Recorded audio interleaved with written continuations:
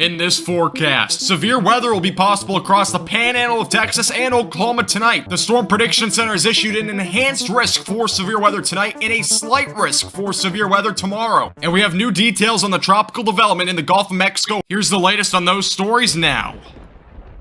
This is North Texas Weather Center with your latest 4-minute forecast, and let's get right into that severe weather potential for tonight. There is an enhanced risk for severe weather across portions of the Panhandle of Texas. This is just east of Amarillo and just off to the north of Lubbock. The main threats tonight will be very large hailstones, potentially up to baseball to tennis ball sized hail, as well as the potential for a tornado or two will exist tonight. Those are our two main threats tonight. There's also a slight risk of severe weather tomorrow across, again, portions of the Panhandle of Texas, western Texas, and as well as across central Oklahoma. This will again be for the main threat for damaging winds tomorrow. So that's going to be a bit of a difference in between today and tomorrow. Let's take a look at the future radar in terms of what to expect tonight. So closer to about 5-6 o'clock, we'll start to see those showers and storms develop anywhere from Lubbock back out to the northeast toward Ponca City into Kansas as well. Eventually by about 7-8 o'clock, storms become more widespread across central and western Oklahoma, and as well as the Panhandle of Texas and western Texas. Again, that does include Lubbock and as well as Childress. By 9 to 10 o'clock, these storms will on go.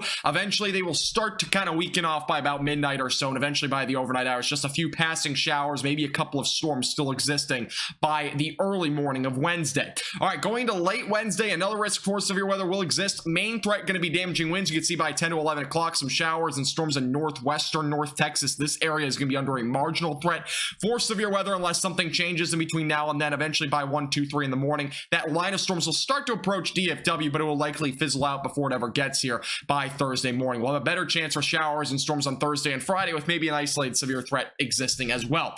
All right, let's hop into the tropics. A big development again, as I mentioned before. Obviously, Hurricane Agatha made landfall and it is now inland. It's now in Mexico. This will eventually go into the Gulf of Mexico. So we have to watch this very closely. The remnants are expected to enter the Gulf of Mexico no later than at least Thursday or Friday of this week. So you can see this is the area that we're watching very closely. There is now a 50% chance of development within the next 5 days, according to the National Hurricane Center. This will eventually go off to the northeast. It is expected to go and make landfall most likely in Florida. What it is, it's really questionable at this point. We could see a tropical depression, we could just see a regular low pressure system, or we could see a tropical storm, which we'll have to watch for very closely. Now, a tropical storm in this case will probably not be that bad. I mean, we're talking maybe 50 to 60 mile per hour winds, along with some rain as well. That will maybe make some impacts to Florida, but very minor impacts at this point expected as of right now. Here's a look at the intensity guide over the next several days, and you can see as of right now, it's a category 1 as I'm recording this. It'll likely be a tropical storm or less by the time you're watching this. Eventually, it's going to be a tropical depression. Now, a lot of uncertainty does exist once this enters the Gulf of Mexico.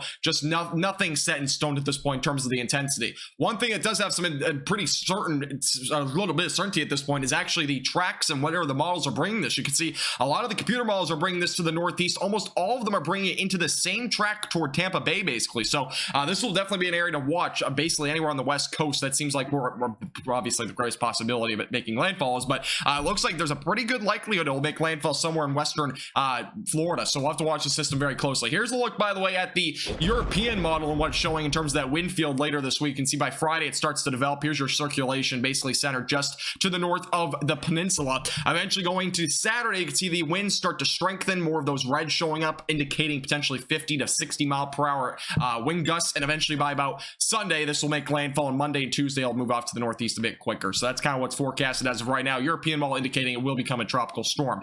Temperatures this morning, by the way, we're in the mid 70s across the area. It's going to be a hot day overall. Temperatures will warm up into the low mid 90s. Not nearly as hot as yesterday, though. Temperatures by tomorrow morning will be waking up into the mid 70s again, and then afternoon, I will be actually a little bit cooler tomorrow afternoon. It'll be in the upper 80s along the Red River. Down in DFW, it'll be in the low to mid 90s. That's your latest North Texas Weather Center 7-day forecast. And again, temperatures over the next several days will be varying a lot this week.